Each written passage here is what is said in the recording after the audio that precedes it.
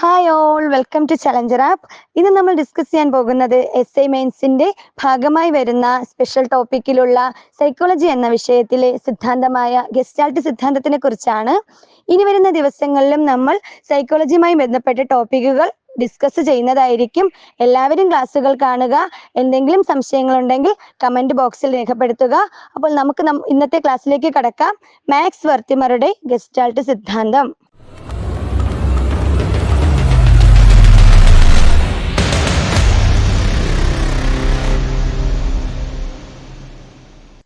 Gestalt സിദ്ധാന്തം. ഒരു സിദ്ധാന്തത്തെ കുറിച്ച് പറയുമ്പോൾ എന്നാണ് രൂപം കൊണ്ടതെന്ന് പറയണം അല്ലേ? നമ്മൾ പറഞ്ഞു നമ്മുടെ ഘടനാവാദത്തോടും വ്യവഹാരവാദത്തോടും ഒക്കെ ഉള്ള വിമർശനമാണ്. അപ്പൊ സ്വാഭാവികമായിട്ടും അതിനൊക്കെ ശേഷം രൂപം കൊണ്ട സിദ്ധാന്തമാണ് ഗസ്റ്റാൾട്ട് സിദ്ധാന്തം. അത് 1912 രൂപം കൊണ്ടത് കേട്ടോ. വർഷം ഓർക്കുക, 1912 ജർമ്മനിയിൽ രൂപം കൊണ്ട സിദ്ധാന്തമാണ് ഗസ്റ്റാൾട്ട് സിദ്ധാന്തം. അത് ജർമ്മനിയിൽ രൂപം കൊണ്ടെങ്കിലും അത് അവിടെ മാത്രമായിട്ട് ഒതുങ്ങിപ്പോയില്ല, അത് അമേരിക്കയിൽ വളർന്ന് പന്തലിക്കുകയുണ്ടായി. ഓക്കെ, അപ്പോൾ ജർമ്മനിയിൽ രൂപം കൊണ്ട് അമേരിക്കയിൽ വളർന്ന സിദ്ധാന്തമാണ് നമ്മുടെ ഗസ്റ്റാൾട്ട് സിദ്ധാന്തം. ഈ സിദ്ധാന്തം എന്താ പറയുന്നത്? ഈ സിദ്ധാന്തം ഘടനാവാദത്തോടും വ്യവഹാരവാദത്തോടുമുള്ള വിമർശനമായിട്ട് ഊരുതിരിഞ്ഞു വന്ന സിദ്ധാന്തമാണ്. ഓക്കെ, ഈ സിദ്ധാന്തത്തിന്റെ ഉപജ്ഞാതാവ് മാക്സ് വെർത്തിമർ ആണ്. പേര് പഠിക്കുക. ഗസ്റ്റാൾട്ട് സിദ്ധാന്തം മാക്സ് വെർത്തിമർ എന്ന് കേട്ട ഉടനെ മനസ്സിലേക്ക് ആദ്യം ഓടിയെത്തേണ്ടത് നമ്മുടെ ഗസ്റ്റാൾട്ട് സിദ്ധാന്തമാണ്. ഓക്കെ അല്ലേ? ഇപ്പൊ മാക്സ് വെർത്തിമർ ആണ് നമ്മുടെ ഗസ്റ്റാൾട്ട് സിദ്ധാന്തത്തിന്റെ ഉപജ്ഞാതാവ്. ഇദ്ദേഹം എന്തൊക്കെ ചെയ്തെന്ന് അറിയണ്ടേ? ഇദ്ദേഹം കുട്ടികളിൽ ഗണിത പ്രശ്നം ഉപയോഗിച്ച് പരീക്ഷണം തുടങ്ങി. ഇദ്ദേഹം എന്താണ് ചെയ്തത്? ഇദ്ദേഹം കുട്ടികളിൽ ഗണിത പ്രശ്നം, മാത്സ് ആണ് കേട്ടോ, ഗണിത പ്രശ്നം ഉപയോഗിച്ചുകൊണ്ട് എന്ത് ചെയ്തു? പരീക്ഷണം നടത്തി. അതുപോലെ കോഴിക്കുഞ്ഞുങ്ങളിലും കുതിരകളിലും പരീക്ഷണം നടത്തിയത് നമ്മുടെ മാക്സ് വെർത്തിമർ ആണ് കേട്ടോ. അദ്ദേഹം കുട്ടികളിലും കോഴിക്കുഞ്ഞുങ്ങളിലും കുതിരകളിലുമൊക്കെ പരീക്ഷണം നടത്തിയാണ് നിഗമനങ്ങളിൽ എത്തിച്ചേർന്നത്. ഓക്കെ, അപ്പോൾ പ്രധാനപ്പെട്ട ആള് മാക്സ് വെർത്തിമർ ആണ്. മറ്റ് രണ്ട് വക്താക്കൾ കൂടിയുണ്ട് ഗസ്റ്റാൾട്ട് സിദ്ധാന്തത്തിന്. ഒന്ന് കോളർ ആണ്, മറ്റൊന്ന് കോഫ്കെ ആണ്. ഓക്കെ, മാക്സ് വെർത്തിമർ, കോളർ, കോഫ്ക എന്നീ 3 ആൾക്കാരാണ് നമ്മുടെ ഗസ്റ്റാൾട്ട് സിദ്ധാന്തത്തിന്റെ വക്താക്കൾ എന്നറിയപ്പെടുന്നത്. ഇതിൽ കോളറിന് മറ്റൊരു പ്രത്യേകതയും കൂടി ഉണ്ട്. കാരണം ഇദ്ദേഹവും ഒരു പരീക്ഷണം നടത്തിയിട്ടുണ്ട് കേട്ടോ. ഇദ്ദേഹം പരീക്ഷണം നടത്തിയത് ചിമ്പാൻസിയിലാണ്. ആ ചിമ്പാൻസിക്ക് അദ്ദേഹം ഒരു പേരും കൊടുത്തു, പേര് സുൽത്താൻ. അപ്പോൾ ഇത്രയും നാളുള്ള ഇപ്പൊ പാവ്ലോ ആണെങ്കിലും തോണ്ടേക്ക് ആണെങ്കിലും സ്കിന്നർ ആണെങ്കിലും അവരുടെ ജീവികൾക്ക് പേരൊന്നും കൊടുത്തിട്ടില്ല അല്ലേ? എന്നാൽ കോളറിന്റെ പരീക്ഷണം നടത്തിയ ചിമ്പാൻസിക്ക് ഒരു പേരുണ്ട്, സുൽത്താൻ എന്ന ചിമ്പാൻസിയിലാണ് അദ്ദേഹം പരീക്ഷണം നടത്തിയത്. അദ്ദേഹം പരീക്ഷണം നടത്തിയിട്ട് ഒരു സിദ്ധാന്തത്തിൽ അല്ലെങ്കിൽ ഒരു നിഗമനത്തിൽ എത്തിച്ചേർന്നു. അതിന് നമ്മൾ അന്തർദൃഷ്ടി പഠനം അഥവാ ഇൻസൈറ്റ്ഫുൾ ലേണിംഗ് എന്ന് പറയും. ഓക്കെ, അന്തർദൃഷ്ടി പഠനം കൊണ്ടുവന്നത് ആരെന്ന് ചോദിക്കുകയാണെങ്കിൽ അത് കോളറാണ്. അന്തർദൃഷ്ടി പഠനം ഏത് സിദ്ധാന്തത്തിൽ ഉൾപ്പെട്ടതാണെന്ന് ചോദിക്കുകയാണെങ്കിൽ അത് ഗസ്റ്റാൾട്ട് സിദ്ധാന്തത്തിന്റെ സംഭാവനയാണ് അന്തർദൃഷ്ടി പഠനം. ഓക്കെ അല്ലേ? അപ്പൊ ഗസ്റ്റാൾട്ട് സിദ്ധാന്തം എന്താ പറയുന്നേ? നമ്മുടെ ഘടനാവാദവും പിന്നെ ബിഹേവിയറിസം അഥവാ വ്യവഹാരവാദവും ഒക്കെ ശരിയല്ല, അതിനോടൊക്കെയുള്ള വിമർശനമായിട്ട് നമ്മുടെ മാക്സ് വെർത്തിമറും കോളറും കോഫ്കയും കൂടി കൊണ്ടുവന്ന ഒരു ആശയമാണ് ഗസ്റ്റാൾട്ട് സിദ്ധാന്തം. ഓക്കെ അല്ലേ?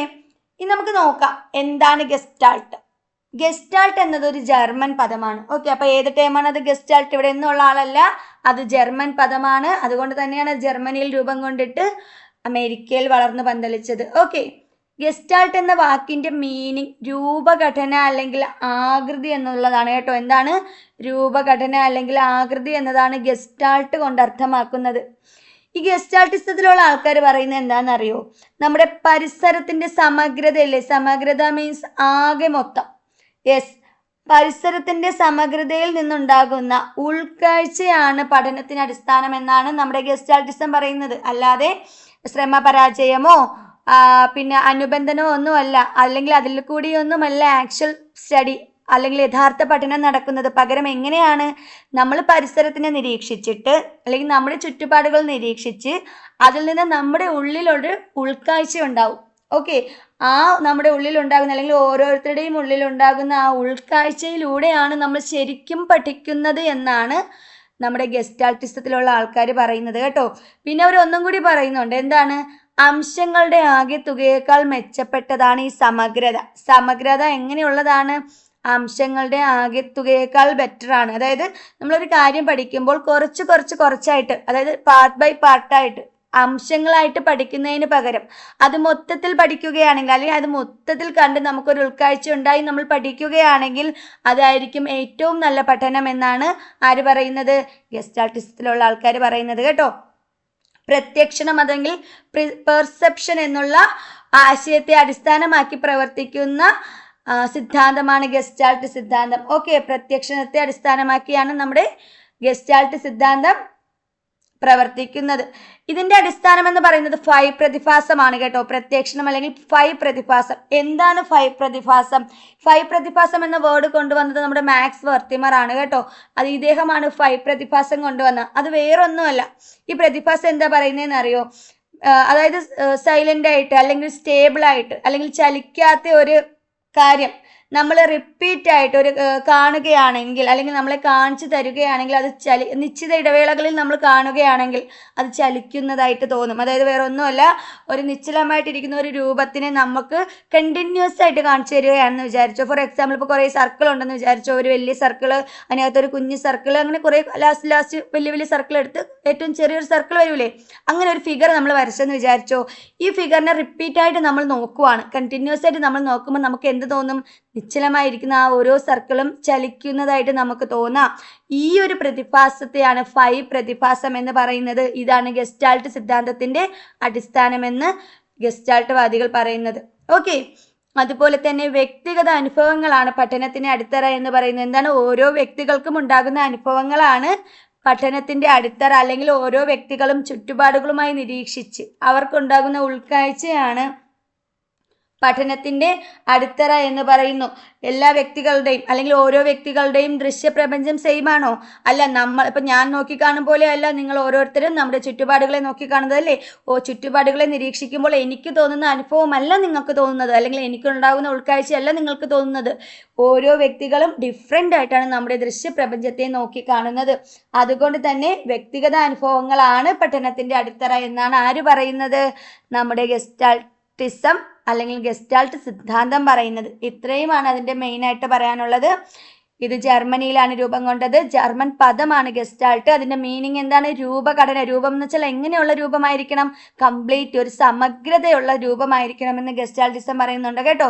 അംശങ്ങളായിട്ട് അല്ലെങ്കിൽ പാർട്ട് ബൈ ഒരു കാര്യം നമ്മൾ പഠിക്കുന്നു, അല്ലെങ്കിൽ ആദ്യമായിട്ട് നമ്മളൊരു കാര്യം പഠിക്കുമ്പോൾ അതിൻ്റെ അംശങ്ങൾ എടുത്ത് പഠിക്കുന്നതിനേക്കാൾ ബെറ്ററാണ് മൊത്തത്തിൽ പഠിക്കുന്നത്. ഓക്കെ, ശരിയല്ലേ? ഇപ്പം നമ്മളൊരു കാര്യം പഠിക്കുമ്പോൾ നമ്മുടെ ടീച്ചേഴ്സ് ആണെങ്കിലും സ്കൂളിൽ കൊണ്ടുവന്ന് വലിയൊരു ഫിഗർ കാണിച്ചു എന്നാണ് പഠിപ്പിക്കുന്നത് അല്ലേ. ഇപ്പം നമ്മൾ ബോഡി സ്ട്രക്ചർ പഠിക്കുകയാണെങ്കിൽ, സ്കെൽറ്റിനെ കുറിച്ച് പഠിക്കുകയാണെങ്കിൽ നമ്മൾ അത് കംപ്ലീറ്റ് ആയിട്ട് കൊണ്ടുവന്ന് പാട്ട് പഠിപ്പിക്കും. അല്ലെങ്കിൽ ഇപ്പോൾ ആന എന്ന് പറയുന്ന ഒരു ജീവി, ആനയെ അറിയത്തില്ല എന്ന് വിചാരിച്ചോളൂ. ആനയെ കൊച്ചു കുട്ടികൾക്ക് ആനയെ കണ്ടിട്ടില്ല, കാണാത്ത ഒരു കുട്ടിയാണെന്ന് വിചാരിച്ചോ. ആന നമ്മൾ എക്സ്പ്ലെയിൻ ചെയ്യുകയാണ്. ആനയ്ക്ക് വലിയ ചെവിയുണ്ട്, തുമ്പിക്കൈയുണ്ട്, 4 കാലുണ്ട്, കറുത്ത വലിയ രൂപമാണ് എന്നൊക്കെ പറഞ്ഞാൽ പോലും നമ്മൾ ഓരോ പാർട്ട് ബൈ പാർട്ടല്ലേ പറയുന്നേ. ചെവി, കാല്, അങ്ങനെ അംശങ്ങളായിട്ട് പറയുന്നതിനേക്കാൾ ഒരു വലിയ ആനയെ കൊണ്ട് അല്ലെങ്കിൽ ആനയുടെ ഫിഗർ പടം കാണിച്ചു കൊടുത്തിട്ടോ അല്ലെങ്കിൽ ആനയെ നേരിട്ട് കാണിച്ചു കൊടുത്തിട്ടോ നമ്മൾ ഈ ഓരോ കാര്യം പറയുകയാണെങ്കിൽ ഒരു പക്ഷേ അംശങ്ങൾ പറയുന്നതിനേക്കാൾ ആകെ മൊത്തത്തിൽ കാണിച്ചു കൊടുത്ത് പറയുമ്പോഴായിരിക്കും ആ കുട്ടിക്ക് പഠനം സമഗ്രമായി നടക്കുന്നത്. ശരിയല്ലേ? നമുക്കാണെങ്കിലും അങ്ങനെയല്ലേ. ഒരു മരത്തിനെ കുറിച്ച് പറയുമ്പോൾ മരത്തിന് വേരുണ്ട്, ഇലയുണ്ട്, ഇലയിൽ എന്താ ശാഖകളിൽ ഇല കാണപ്പെടുന്നുണ്ട്, ഫലങ്ങളുണ്ട്, അതിലാണ് മാങ്ങ കായ്ക്കുന്നത് ഇങ്ങനെ ശാഖകളിലാണ് എന്നൊക്കെ പറയുന്നതിനേക്കാളും ഒരു ചെടിയുടെ രൂപം മൊത്തത്തിൽ കൊണ്ടുവന്ന് കാണിച്ചിട്ട് വേര്, ഇതാണ് തണ്ട്, ഇല എന്നിങ്ങനെ കാണിക്കുമ്പോൾ ഒരു പക്ഷേ അതായിരിക്കും അംശങ്ങളെക്കാൾ കൂടുതൽ എഫക്റ്റ് ചെയ്യുന്നതെന്ന് ആര് പറയുന്നു? നമ്മുടെ ഗസ്റ്റാൾട്ട് സിദ്ധാന്തത്തിലുള്ള ആൾക്കാർ പറയുന്നു. ഓക്കെ, അപ്പോൾ അംശങ്ങൾ പഠിക്കുന്നതിനേക്കാളും അല്ലെങ്കിൽ അതിൽ കുറേ അംശങ്ങൾ പഠിച്ചിട്ട് അത് മൊത്തത്തിൽ നമ്മൾ സമ്മപ്പ് ചെയ്യുന്നതിനേക്കാളും ബെറ്ററാണ് അതിൻ്റെ സമഗ്രത വെച്ച് പഠിച്ചു തുടങ്ങുന്നത് അല്ലെങ്കിൽ അതിനെക്കുറിച്ച് അത് ഉൾക്കൊണ്ട് പഠിക്കുന്നത് എന്ന് ഗസ്റ്റാൾട്ടിസം ഉള്ള ആൾക്കാർ വാദിക്കുന്നു. ഓക്കെ അല്ലേ? യെസ്. അപ്പൊ ഗസ്റ്റാൾട്ടിസത്തിന്റെ അടിസ്ഥാനം എന്ന് പറയുന്നത് ഫൈ പ്രതിഭാസം അല്ലെങ്കിൽ പ്രത്യക്ഷണമാണ്. ഓക്കെ, ഫൈ പ്രതിഭാസവുമുണ്ട്, പ്രത്യക്ഷണവുമുണ്ട്. ഓക്കെ, അതുപോലെ തന്നെ അവർ പറയുന്നു വ്യക്തിഗത അനുഭവങ്ങളാണ് മെയിനായിട്ട് നമ്മൾ നോക്കാനുള്ളത്. ഓരോ വ്യക്തിയും ഓരോ അനുഭവങ്ങളാണ് ഓരോ വ്യക്തികൾക്കും ഉണ്ടാകുന്നത്. ആ അനുഭവങ്ങളിലൂടെയാണ് നമ്മൾ പഠിക്കുന്നത് എന്ന് ഗസ്റ്റാൾട്ടിസം പറയുന്നു. ഓക്കെ, അടുത്തതായി നമ്മൾ പറഞ്ഞു ഇതിന്റെ ഒരു സംഭാവനയാണ് അല്ലെങ്കിൽ ഗസ്റ്റാൾട്ട് സിദ്ധാന്തത്തിന്റെ സംഭാവനയാണ് നമ്മുടെ അന്തർദൃഷ്ടി പഠനം അല്ലേ. ആരാണ് അന്തർദൃഷ്ടി പഠനം കൊണ്ടുവന്നത്? സ്കോളറാണ്. അന്തർദൃഷ്ടി പഠനം മീൻസ് ഇൻസൈറ്റ്ഫുൾ ലേണിംഗ്, അതായത് ഉള്ളിലുള്ള ഒരു ഉൾക്കാഴ്ച എന്നൊക്കെ പറയില്ലേ, നമുക്കൊരു ജ്ഞാനോദയം കിട്ടി അല്ലെങ്കിൽ ഉൾവിളി ഉണ്ടായി എന്നൊക്കെ പറയൂലേ, ആ സംഭവമാണ് ഈ അന്തർദൃഷ്ടി പഠനം എന്ന് പറയുന്നത്. എന്താ അവർ പറയുന്നത് നോക്കാം. ഒരു പഠന പ്രവർത്തനം തയ്യാറാക്കുമ്പോൾ പഠന സന്ദർഭങ്ങളെയും പഠനാനുഭവങ്ങളെയും നമ്മൾ എങ്ങനെ നിരീക്ഷിക്കണം? സമഗ്ര രൂപത്തിലാണ് തയ്യാറാക്കാനുള്ളത്. അല്ലാതെ കുറച്ചായിട്ട് ആകെ മൊത്തത്തിൽ ഒരു യൂണിറ്റ് പഠിപ്പിക്കാൻ പോകുമ്പോൾ നമുക്ക് മൊത്തത്തിലുള്ള ഒരു കൺസെപ്റ്റ് അല്ലെങ്കിൽ ഒരു ഐഡിയ നമുക്ക് ഉണ്ടായിരിക്കണം. നമ്മൾ ലെസൺ പ്ലാൻ എടുക്കൂലേ, യൂണിറ്റ് പ്ലാൻ തയ്യാറാക്കൂലേ, അപ്പം നമ്മൾ ലെസൺ പ്ലാൻ എഴുതുമ്പോൾ തന്നെ ഒരു യൂണിറ്റിനെ ഇത്ര ലെസൺ ആക്കണം എന്നാണ് നമ്മൾ അല്ലെ ഒരു പ്രോബ്ലം തന്നെ അല്ലെങ്കിൽ ഒരു കൺസെപ്റ്റ് പറയാൻ വേണ്ടി നമ്മൾ പകുതി ഇന്ന് പറഞ്ഞിട്ട് പകുതി നാളെ പറയുകയാണെങ്കിൽ അത് അത്രയും ഇഫക്റ്റീവ് ആയിരിക്കൂല. ഒരു ചെറിയ കൺസെപ്റ്റ് ആണെങ്കിൽ പോലും അത് ഇന്നത്തെ ക്ലാസ്സിൽ തന്നെ പറയുകയാണെങ്കിൽ കുട്ടികൾക്ക് എന്താവും, അത് അത്രയും ബെറ്റർ ആയിട്ടുള്ള ഒരു പഠനമായിട്ട് മാറും. ശരിയല്ലേ? യെസ്. അതുപോലെ തന്നെ എന്താ പറയുന്നത്, നമ്മളൊരു പഠന പ്രവർത്തനം തയ്യാറാക്കുമ്പോൾ പഠന സന്ദർഭങ്ങളാണെങ്കിലും പഠന അനുഭവങ്ങളാണെങ്കിലും നമ്മൾ സമഗ്ര രൂപത്തിൽ എന്ത് ചെയ്യണം? തയ്യാറാക്കണം. ആകെ മൊത്തത്തിൽ വേണം തയ്യാറാക്കാനുള്ളത്. അല്ലെങ്കിൽ അങ്ങനെ പഠിക്കണം, എന്നാൽ മാത്രമേ പഠനം ബെസ്റ്റ് ആവുകയുള്ളൂ എന്നാണ് അന്തർദൃഷ്ടി പഠനം പറയുന്നത്. ഓക്കെ. ഏറ്റവും ഉയർന്ന തലത്തിലുള്ള പഠനം നടക്കുന്നത് അന്തർദൃഷ്ടി പഠനത്തിലൂടെയാണെന്ന് നമ്മുടെ കോളർ വാദിക്കുന്നു. അദ്ദേഹം ഒരു പരീക്ഷണത്തിലൂടെയാണ് അതിനെക്കുറിച്ച് പറയുന്നത്. പരീക്ഷണം എന്തിലാണ് നടത്തിയത്? കോളറുടെ പരീക്ഷണം എന്തിലായിരുന്നു? ചിമ്പാൻസിയിലാണ് അദ്ദേഹം പരീക്ഷണം നടത്തിയത്. ശരിയല്ലേ? അപ്പോൾ നമ്മളിപ്പോൾ 3-4 പരീക്ഷണം പഠിച്ചായിരുന്നു. നമ്മുടെ പാവലോ നായയിലാണ് പരീക്ഷണം നടത്തിയത്. സ്കിന്നർ വരുമ്പോഴത്തേക്കും എലിയിലും പ്രാവിലും ഒക്കെ പരീക്ഷണം നടത്തി. പിന്നെ നമ്മുടെ തോണ്ടേക്കാണെങ്കിൽ പൂച്ചയിൽ പരീക്ഷണം നടത്തി. ശരിയല്ലേ? അതുപോലെ നമ്മുടെ ഇപ്പോൾ എവിടെയൊക്കെ എന്താ സംഭവിച്ചേ? നമ്മുടെ പാവലോയുടെ കേസ് പറയുകയാണെങ്കിൽ അവിടെ അനുബന്ധനം സംഭവിച്ചു അല്ലേ? പാവലോ എന്ത് പറഞ്ഞു? നമുക്ക് എന്തെങ്കിലും പ്രതികരണം വേണമെങ്കിൽ ആ പ്രതികരണം കിട്ടുന്ന രീതിയിലുള്ള ഏതെങ്കിലും അനുബന്ധക ചോദകം കൊടുക്കണം. എന്നിട്ട് നമുക്ക് എന്ത് റെഡിയാക്കി എടുക്കാം? നമുക്ക് ആവശ്യമായ പ്രതികരണം കുട്ടികളിൽ നിന്ന് കിട്ടുമെന്ന് പറഞ്ഞു. തോണ്ടേക്ക് എന്താണ് പറഞ്ഞത്?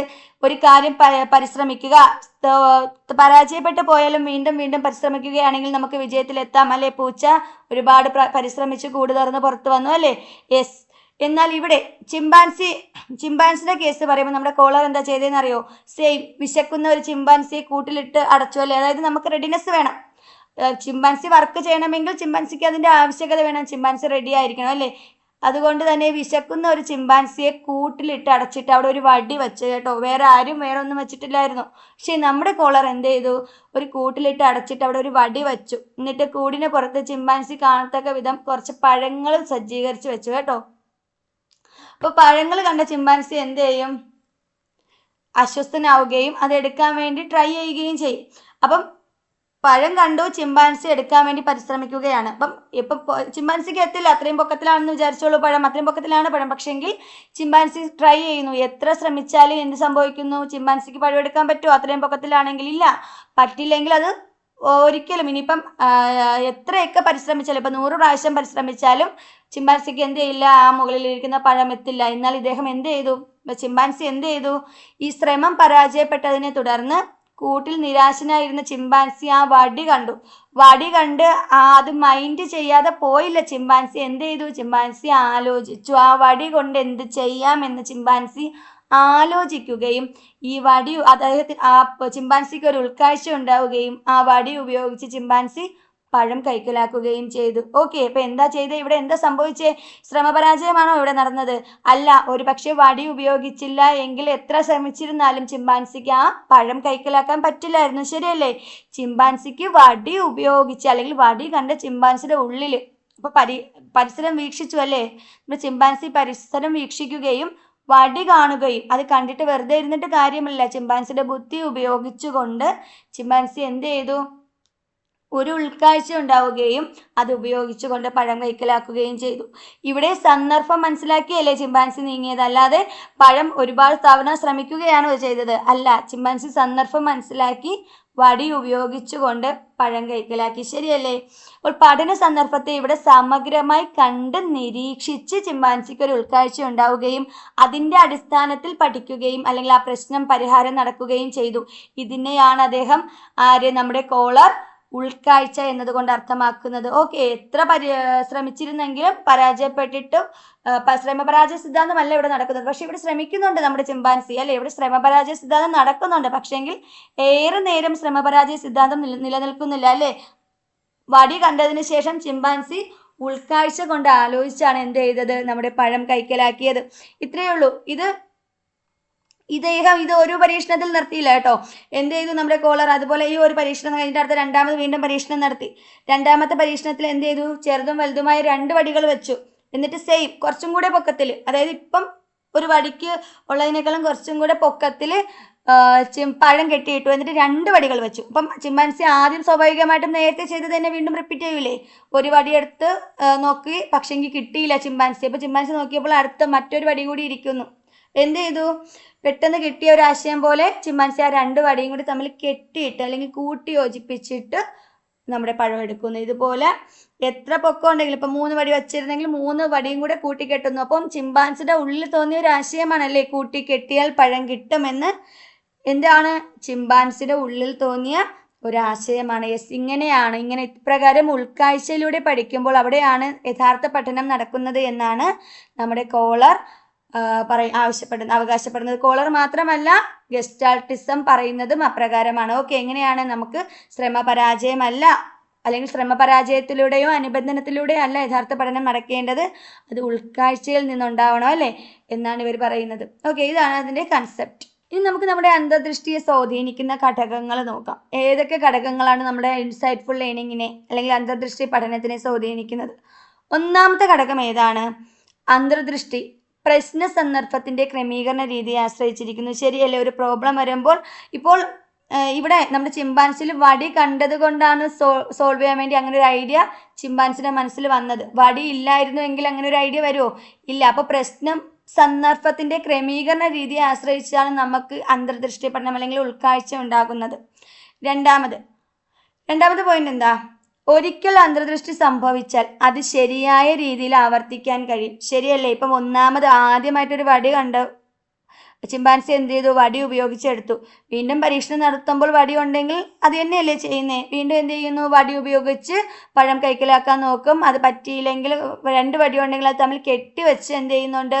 പഴം എടുക്കുന്നു. എന്തായാലും ഇവിടുത്തെ കൺസെപ്റ്റ് എന്താണ്? വടി ഉപയോഗിച്ച് പഴം എടുക്കാം എന്നുള്ളൊരു കൺസെപ്റ്റാണ്. അത് ആവർത്തിക്കുകയല്ലേ ചെയ്തത്? യെസ്. മൂന്നാമത്തെ കേസ് എന്താണ്? അന്തർദൃഷ്ടി പഠനം പഠിതാവിന്റെ സാമാന്യ ബുദ്ധിശക്തിയെ ആശ്രയിച്ചിരിക്കും. ശരിയല്ലേ? സാമാന്യ ബുദ്ധിശക്തിയെ ആശ്രയിച്ചാണ് എന്തിരിക്കുന്നത്? അന്തർദൃഷ്ടി പഠനം ഇരിക്കുന്നത്. ഓക്കെ, ശരിക്കും വടി കാണുമ്പോൾ അത് വടി ഉപയോഗിച്ച് എടുക്കണം എന്നുള്ള ബുദ്ധി ആർക്ക് തോന്നണം? പഠിതാവിന് തോന്നണം. ഒരു പ്രോബ്ലം വരുമ്പോൾ ഇന്ന രീതിയിൽ ചെയ്യണം എന്നുള്ള ഒരു സാമാന്യ ബുദ്ധി ആർക്കുള്ളതാണ്? അത് നമ്മുടെ പഠിതാവിനുള്ളതാണ്. ഓക്കെ, ബ്രില്യൻ്റ് ആയിട്ടുള്ള കുട്ടികൾ അവർക്ക് പെട്ടെന്ന് ഉൾക്കാഴ്ച ഉണ്ടാവുകയും പെട്ടെന്ന് അവർ പ്രോബ്ലം സോൾവ് ചെയ്യുകയും ചെയ്യും. എന്നാൽ കുറച്ച് താരതമ്യേന ബുദ്ധി കുറഞ്ഞ ആളാണെങ്കിൽ കുറച്ച് സമയം എടുക്കും അല്ലേ? സമയം എടുത്ത് മാത്രമേ തന്നിട്ടുള്ള ക്രമീകരണം ഉപയോഗിച്ചുകൊണ്ട് പഠിക്കാൻ അല്ലെങ്കിൽ പ്രോബ്ലം സോൾവ് ചെയ്യാനുള്ള ഒരു ഐഡിയ കുട്ടികൾക്ക് കിട്ടുകയുള്ളൂ. സോ മെയിനായിട്ടുള്ള ഒരു പോയിന്റാണ് അന്തർദൃഷ്ടി പഠനം എന്തിനെ ആശ്രയിച്ചിരിക്കുന്നു? പഠിതാവിൻ്റെ സാമാന്യ ബുദ്ധിശക്തിയെ ആശ്രയിച്ചാണ് ഇരിക്കുന്നത്. ഓക്കെ, അടുത്ത 4ാമത്തെ പോയിന്റ് എന്താണ്? അന്തർദൃഷ്ടി പഠനത്തിലും ശ്രമപരാജയം സംഭവിക്കുന്നുണ്ട്. നമ്മൾ പറഞ്ഞു അല്ലേ? നമ്മുടെ ചിമ്പാൻസി ആണെങ്കിലും ആദ്യം കയ്യെത്തി തന്നെയാണ് നമ്മുടെ പഴം എടുക്കാൻ നോക്കിയത്. ഒരുപാട് തവണ നോക്കി അവസാനം തളർന്ന് സഹികെട്ട് നിരാശനായിട്ട് ഇരുന്നപ്പോഴാണ് അവിടെ ഒരു വടി കണ്ടത് അല്ലേ? വീണ്ടും തനിച്ച് വടി അവിടെ ഇരുന്നോട്ടെ എന്ന് വിചാരിച്ചിട്ട് വീണ്ടും അതുപോലെ കൈക്കലാക്കാൻ നോക്കിയില്ല. അല്ലെങ്കിൽ സ്വന്തം കൈകൊണ്ട് അല്ലെങ്കിൽ എത്തിപ്പിടിച്ച് നമുക്ക് പഴം കിട്ടുമോ എന്ന് നമ്മുടെ നോക്കിയില്ല, ചിമ്പാൻസി നോക്കിയില്ല. പകരം ആ ശ്രമപരാജയം അവിടെ അവസാനിപ്പിച്ചു. എന്നിട്ട് വടി ഉപയോഗിച്ചുകൊണ്ട്, അതായത് ഒരു ഇൻസൈറ്റ്ഫുൾ ലേണിംഗ് ഉണ്ടായി അല്ലേ? ഒരു അന്തർദൃഷ്ടി പഠനം അവിടെ ഉണ്ടായി. എന്നിട്ട് വടി ഉപയോഗിച്ചുകൊണ്ടാണ് നമ്മുടെ ചിമ്പാൻസി അടുത്ത പഴം കൈക്കലാക്കിയത്. ഇവിടെ ശ്രമപരാജയം സംഭവിക്കുന്നുണ്ടെങ്കിൽ പോലും അത് ദീർഘനേരം എന്ത് ചെയ്യുന്നില്ല? നിലനിൽക്കുന്നതായിട്ട് കാണുന്നില്ല. നല്ല രൂപം എന്ന് പറയുന്ന ഒരു കൺസെപ്റ്റ് കൊണ്ടുവന്നത് നമ്മുടെ കോളറാണ് കേട്ടോ, ഈ അന്തർദൃഷ്ടി പഠനത്തിലൂടെ. അതായത് മനുഷ്യന്റെ മസ്തിഷ്കത്തിന് ഒരു വസ്തുവിന്റെ ഏറ്റവും നല്ല രൂപം പ്രദാനം ചെയ്യാൻ കഴിയുന്നു എന്ന് ഇവർ പറയുന്നു. ഗസ്റ്റാൾട്ട് സിദ്ധാന്തമാണ് പറയുന്നത് നല്ല രൂപം അല്ലെങ്കിൽ ലോ ഓഫ് പ്രാഗ്നൻസ് എന്ന് പറയും. എന്താണ് നല്ല രൂപം പറയുന്നത്? അല്ലെങ്കിൽ ഗുഡ് ഫോം എന്ന് പറയും.